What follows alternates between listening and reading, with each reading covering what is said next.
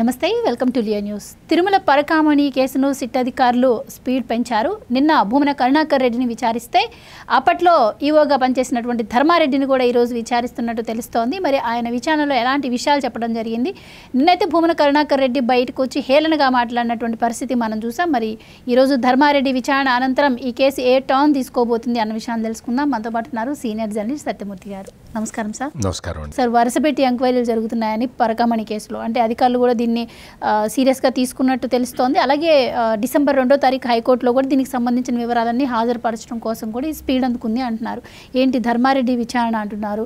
మరి లడ్డూ కల్తీ అంశంలో ఆయన ఏం చెప్పాడో మనం చూసాం. మరి దీంట్లో ఆయన ఎలాంటి విషయాలు వెల్లడించే అవకాశం ఉంది? ఇది ఏ టర్న్ తీసుకోబోతుందంటారు? నమో వెంకటేశాయ. వెంకటేశ్వర స్వామి నడిపించుకుంటూ ఉన్నాడు ఈ కేసులన్నీ. అంటే లడ్డు కల్తీ వ్యవహారం కానీ ఈ పరకామణి కేసుని కానీ సాక్షాత్తు వెంకటేశ్వర స్వామి గైడ్ చేసుకుంటూ పోతూ ఉన్నాడు. అందుకనే ఈ రెండు కేసుల్లో కూడా ఎవడైతే తప్పు చేశాడో వాడు దొరకటం అనేది అనివార్యం. నువ్వు పోలీసులు క్వశ్చన్లు అడిగిన తర్వాత ఏమేం క్వశ్చన్లు అడిగారు అని విలేకరులు అడిగితే నైలు నదిలో మొసళ్ళెన్ని, పసిఫిక్ సముద్రంలో చుక్కలెన్ని, ఇంత వెటకారం పనికిరాదు. ఇంత వెటకారం నీకు ఎప్పుడు వస్తుంది అంటే నీకున్న ధన బలం వల్ల వచ్చింది ఆ వెటకారం. నీకున్న ధన బలంతో తలకెక్కి పొగరు ఎక్స్పాండ్ అయ్యి ఈగో సరౌండ్ అయ్యి నీకు ఆ పొగరు వచ్చింది. నైలు నదిలో మొసళ్ళు ఎన్ని ఉన్నాయని అడిగారు ఆ పోలీసులు నిన్ను. పోలీసులు ఏమడిగారు?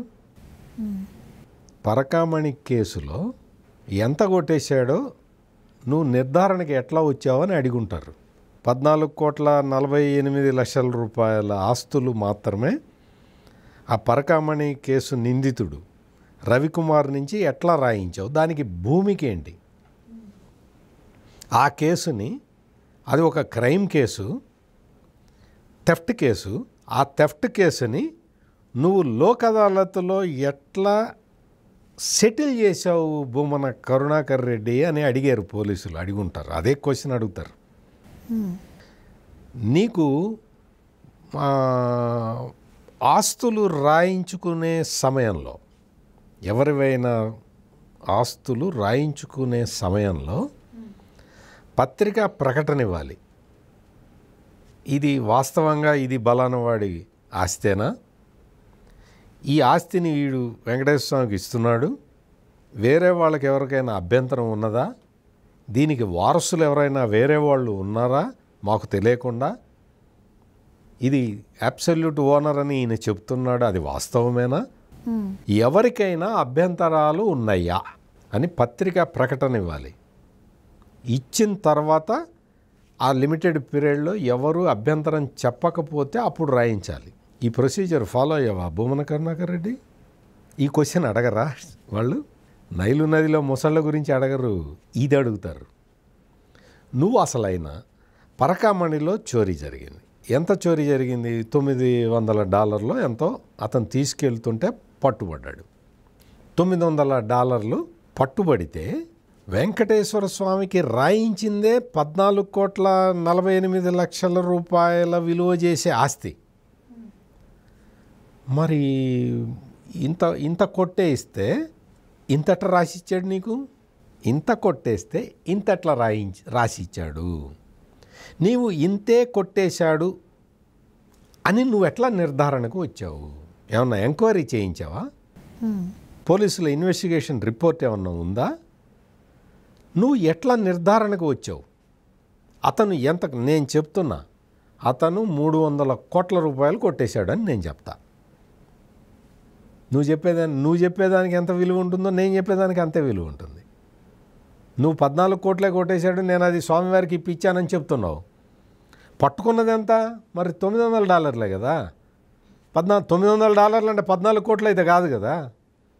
మరి 14 కోట్ల రూపాయల ఆస్తి స్వామివారికి రాయించావు అంటే అతను ఎంత కొట్టేసి ఉంటాడు, అతని దగ్గర నువ్వెంత కొట్టేసి ఉంటావు, ఈ క్వశ్చన్లో అడుగుంటారు పోలీసులు.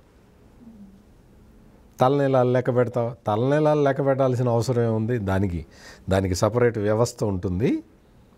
వెంకటేశ్వర స్వామి అవన్నీ చూసుకుంటూ ఉంటాడు. మానవ మాతృలు ఎవరు ఆ పని చేయలేరు. నీకు హుండీ లెక్కించాలి అంటేనే హుండీలో ఉన్న డబ్బులు చూసి మనసు చెలించిపోయి కొట్టేశారే. ఇంకా మీరు స్వామివారికి మాకు భక్తి ఉంది, వేదాలని మేమే కాపాడుతాం, ఏం కాపాడు, ఇదే కాపాడేది.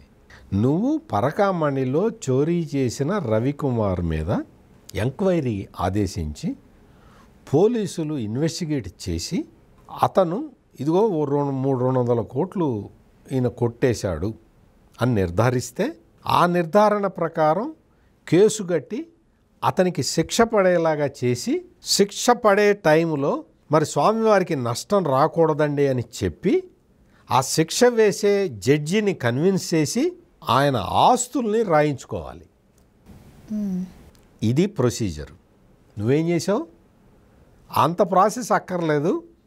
అతను ఇంతే కొట్టేశాడని నువ్వే నిర్ధారించి నువ్వే బోర్డు తీర్మానం చేసి ఆ బోర్డు తీర్మానం ప్రకారం పట్టుకున్న వ్యక్తి అంటే మొన్న చనిపోయాడు దురదృష్టవశాత్తు, మరి చంపేశారో చనిపోయారో ఇంకా తేలాలి. కానీ పట్టుబడిన వ్యక్తిని వీళ్ళిద్దరిని కూర్చోబెట్టి రాజీ చేసి 14 కోట్ల రూపాయలు స్వామివారికి ఇచ్చి 100 కోట్లు 200 కోట్లు నువ్వు కొట్టేస్తే దాన్ని ఏమంటారు? దొంగతనం అంటారు. పరకామణిలో దొంగతనం చేసింది ఒక రవికుమారే కాదు. ఎవరైతే రవికుమార్ని వదిలేయటానికి ప్లాన్ వేశారో వాళ్ళందరూ పరకామణి దొంగలే. అందుకే నిన్ను పిలిచారు బొమ్మన కరుణాకర్ రెడ్డి. నువ్వు చెప్పాలి. నేను చెప్పను, నేను అతి తెలివితేటలు ప్రదర్శిస్తాను, నా దగ్గర అపారమైన సంపద ఉన్నది, నా సంపదతో నేను ఎవరినన్నా కొనేస్తాను అనుకుంటున్నావేమో. నువ్వు ఎవరిని సవాల్ చేస్తున్నావో తెలుసా? వెంకటేశ్వర స్వామిని ఛాలెంజ్ చేస్తూ ఉన్నావు. నీకున్న డబ్బు ఆ పవర్ తోటి నువ్వు వెంకటేశ్వర స్వామిని సవాల్ చేస్తూ ఉన్నావు. బొమ్మన కరుణాకర్ రెడ్డి తప్పమ్మా, అట్లా చేయకూడదు. అంటే మనకంటే స్వామి కానీ ఆయనకి నల్లరాయే కదా సార్. ఆయనకి నల్లరాయి. ఆయన ఇంకా అతను అన్న మాటల్ని మనం మళ్ళీ మాట్లాడటం కూడా భావ్యం కాదు కాబట్టి నేను ఎక్కువ విషయాలు చెప్పట్లేదు. అటువంటి బొమ్మన కరుణాకర్ రెడ్డిని ఇప్పుడు ఇవాళ మళ్ళీ ధర్మారెడ్డిని పిలిచారు. ఎందుకు పిలిచారు? ధర్మారెడ్డి ఎందుకు వచ్చాడు అంటే బొమ్మన కరుణాకర్ రెడ్డి నిన్న చెప్పిన విషయాలు కన్ఫర్మ్ చేసుకోవటానికి ధర్మారెడ్డిని పిలిచారు.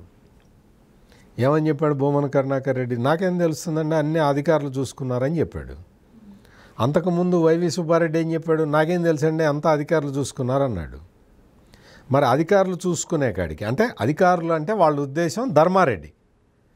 మీరు ఒకటి గమనించండి, వైవి సుబ్బారెడ్డి కానీ బొమ్మన కరుణాకర్ రెడ్డి కానీ వీళ్ళిద్దరూ ధర్మారెడ్డిని టార్గెట్ చేశారు. ధర్మారెడ్డి మీదకి నెపం నెడుతూ ఉన్నారు. అంటే జగన్మోహన్ రెడ్డికి ఒక బంట్రోతులాగా పనిచేసిన ధర్మారెడ్డిని వీళ్ళిద్దరూ టార్గెట్ చేస్తూ ఉన్నారు. ఈ అగ్ని పరీక్ష మీకు కాదు, నాకు కాదు, వెంకటేశ్వర స్వామికి కాదు. ఈ జగన్మోహన్ రెడ్డి వైవి సుబ్బారెడ్డిని కాపాడాలా, బొమ్మన కరుణాకర్ రెడ్డిని కాపాడాలా, ధర్మారెడ్డిని కాపాడాలా అన్న సంశయంలో ఇప్పుడు జగన్మోహన్ రెడ్డి జుట్టు పీక్కుంటాడు. జగన్మోహన్ రెడ్డి గారికి అగ్ని పరీక్ష అంటారు. ఎగ్జాక్ట్లీ నేరం అయితే, నేర నిరూపణ అయితే దాదాపుగా అయిపోయినట్టే. పోలీసుల దగ్గర అన్ని సాక్ష్యాలు ఆధారాలు అన్నీ ఉన్నాయి. దొంగతనం చేసిన వ్యక్తి మీకు భారత చట్టాల ప్రకారం దొంగతనం చేసిన వాడిది ఎంత నేరమో ఆ దొంగని కాపాడటానికి చేసే ప్రయత్నం చేసిన వాడిది కూడా అంతే నేరం. సార్ మీరు చెప్తుంటే నాకు ఒకటి గుర్తొస్తుందండి. నిన్న సజ్జల రామకృష్ణారెడ్డి గారు ఒక మాట అన్నారు, అసలు ప్రభుత్వానికి టీటీడీ బోర్డుకి సంబంధం ఏందని. మీరు అన్నట్టు అవన్నీ అగ్ని పరీక్ష అయ్యేసరికి ఇంకా ఇది చేతులు దుప్పుకునే పనిలో భాగంగానే ఆ మాట అనొచ్చు. అదే మాకు సంబంధం లేదు అంటే జగన్మోహన్ రెడ్డి, సజ్జల రామకృష్ణారెడ్డి వీళ్ళు ఏమంటారంటే మాకు అసలు ధర్మారెడ్డితో సంబంధం లేదు, సుబ్బారెడ్డితో సంబంధం లేదు, కరుణాకర్ రెడ్డితో సంబంధం లేదని వాళ్ళు అంటారు. కరుణాకర్ రెడ్డి ఏమో నాకు సంబంధం లేదు ధర్మారెడ్డిది అంటాడు. సుబ్బారెడ్డి వచ్చి నాకు సంబంధం లేదు ధర్మారెడ్డిది అంటాడు. ధర్మారెడ్డి అప్రూవర్గా మారిపోయాడు అంటే కల్తీ లడ్డు విషయంలో అతను అన్ని విషయాలు చెప్పాడు అని పేపర్లలో వార్తలు రాగానే ఒక్కసారి ఉలిక్కిపడ్డారు. వైసీపీ బ్యాచ్ అంతా ఉలిక్కిపడ్డారు. ధర్మారెడ్డి అప్రూవర్గా మారాడు అంటే అవుట్ వాళ్ళు. ఎందుకంటే నేర నిరూపణ మొత్తం పర్ఫెక్ట్గా జరిగిపోతుంది. అందుకని ధర్మారెడ్డి అప్రూవర్గా మారలేదు అని ప్రచారం చేసుకున్నారు. నువ్వు ఎన్ని ప్రచారాలన్నీ చేసినా నీ ధన బలంతో ఆ మదంతో నువ్వు ఎంత ఇగో ప్రదర్శించినా కానీ దేవదేవుడు ఊరుకోడు. ఇప్పుడు అదే జరుగుతున్నది. Hats off to police. Thank you so much అండి. నమస్కారం అండి. Please subscribe to Leo news for more videos.